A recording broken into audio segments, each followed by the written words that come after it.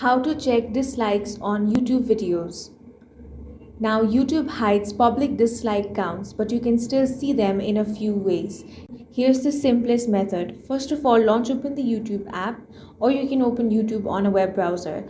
If you're looking at one of your own videos, then tap on the profile icon at the bottom right corner of your screen. From here, you can simply head over to YouTube Studio. Now, select content. Then select the video you want. Now scroll to the analytics section. Under the engagement tab, you'll see the exact number of likes and dislikes your video received. If you want to check dislikes on other people's video, there's no option in YouTube to do that, but you can use a Chrome extension such as return YouTube dislike. You can download it from Chrome Web Store and then use it.